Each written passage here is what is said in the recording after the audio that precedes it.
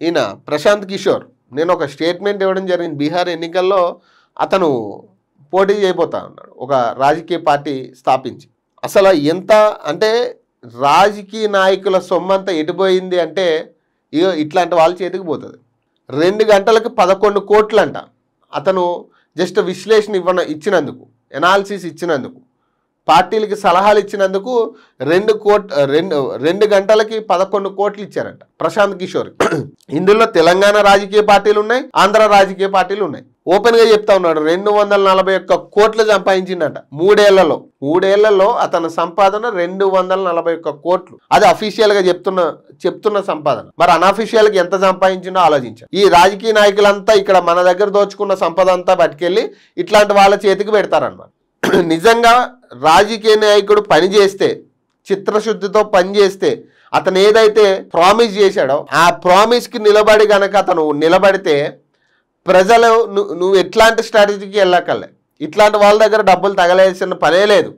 ఈ డబ్బులు అయ్యే ప్రజలకి పెట్టుంటే ప్రజలే అసలు ఇట్లాంటి వాళ్ళు అవసరం లేకుండా నీకు ఓటేస్తారు.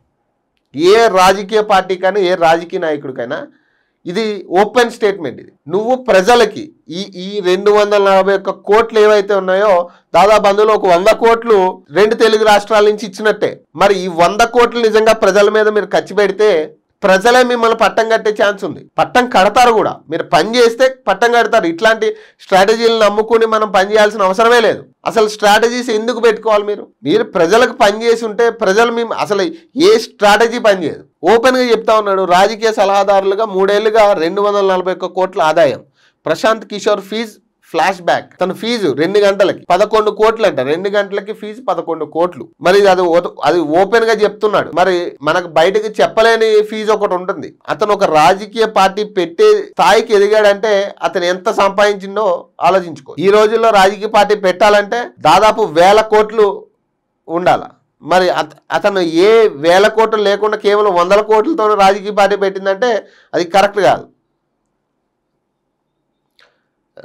రాజకీయ ఎన్నికల వ్యూహకర్త నుంచి రాజకీయ నేతగా మారిన ప్రశాంత్ కిషోర్ రాబోయే బీహార్ ఎన్నికల వేళ తన అదృష్టాన్ని పరీక్షించుకునేందుకు తాతలాడుతున్నాడు. బీజేపీ, కాంగ్రెస్, బీఆర్ఎస్, వైసీపీ సహా దేశంలోని వివిధ పార్టీలకు రాజకీయ సలహాలు ఇచ్చిన ఆయన ఇప్పుడు జన్ సూరజ్ పేరుతో ఆయనే ఒక పార్టీ స్థాపించి మిగతా పార్టీలపై తన వ్యూహాలను ఎక్కుపెడుతున్నారు. ఈ క్రమంలో పొలిటికల్ స్ట్రాటజిస్ట్గా తన కన్సల్టెన్సీ ఫీజు తాజాగా ఆయన రివీల్ చేశారు.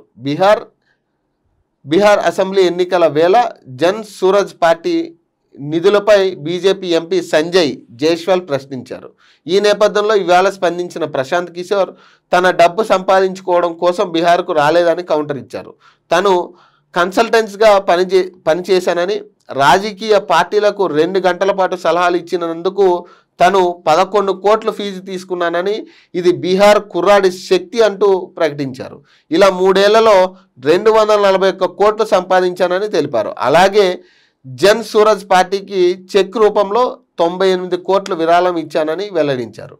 పార్టీ ఖాతాలకు అన్ని చెల్లింపులు పారదర్శకంగానే ఉన్నాయని, ఎటువంటి తప్పు జరగలేదని స్పష్టం చేశారు. 3 ఏళ్లలో రాజకీయ వ్యూహాలు చెప్పి కళ్ళు చెదిరే రేంజ్లో సంపాదించిన తీరు ఇప్పుడు రాజకీయ వర్గాల్లో హాట్ టాపిక్గా మారింది. ఈయన ఏం చేస్తాడంటే రాజకీయ నాయకులకి సోకాల్డ్ కొన్ని పార్టీలు, ఇప్పుడు బీఆర్ఎస్ కానీ లేదా కాంగ్రెస్ కానీ లేదా బీజేపీ కానీ లేదా ఏపీకి వచ్చేసరికి వైఎస్ఆర్సీపీ, టీడీపీ, ఈ పార్టీలన్నిటికీ ఏం చేస్తారంటే వీళ్ళకు ఒక ప్యాకేజ్ ఉంటుంది.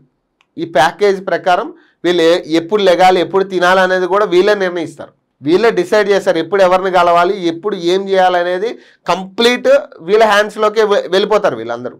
ఇప్పుడున్న ముఖ్యమంత్రులు వీళ్ళందరూ ఇట్లా చేసి వచ్చిన వాళ్ళే. వీళ్ళేమి బయట ఎక్కడా కూడా స్వతహాగా ఎదిగిన వాళ్ళు ఎవరు లేరు. ఇలాంటి వాళ్ళ చేతుల్లో వాళ్ళ టైంని పెట్టి వీళ్ళు మేనేజ్ చేస్తారు వాళ్ళ టైంని.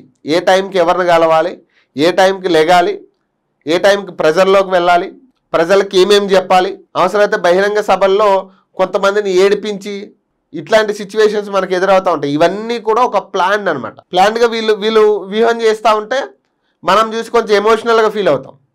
సో ఆ ఎమోషనల్ దీన్ని ప్రజల్లో క్రియేట్ చేయడానికి ఇట్లాంటి వాళ్ళకి పైసలు ఇస్తారు. మళ్ళీ వీళ్ళకి తెలుసు డబ్బు ఎట్లా తీసుకురావాలి, డబ్బు ఎటు టర్న్గా ఐడియా ఉంటుంది, ఎన్నికలకి ప్రజలకు పంచిపెట్టాల్సిన డబ్బు ఎటు పంపించాలి, ఇవన్నిటి మీద కూడా ఇలాంటి వాళ్ళకి గ్రిప్లు ఉంటాయి. ఈ 241 కోట్లు అనేది కేవలం అతను ఓపెన్గా చెప్తున్నాడు అంతే, అంతవరకే. చెప్పని ఎన్ని వేల కోట్లు ఉన్నాయో. రాజకీయ నాయకులు ఇప్పుడు ఇతన్ని తిడుతున్నారు కదా, ఇతని దగ్గరికి వెళ్ళి కూర్చున్న వాళ్ళు చాలా మంది ఉంటారు. ఎంపీలో, మినిస్టర్లో, చీఫ్ మినిస్టర్లో చాలా మంది ఇతని దగ్గరికి వెళ్ళి కూర్చున్న వాళ్ళు ఉంటారు. ఇప్పుడు వాళ్ళే వీడిని తిడతారు. మరి వీడికి అన్నీ తెలుసు వాళ్ళ గురించి. ఇది మళ్ళీ ప్రజలను బిచ్చోలు చేసే పరిస్థితి అది.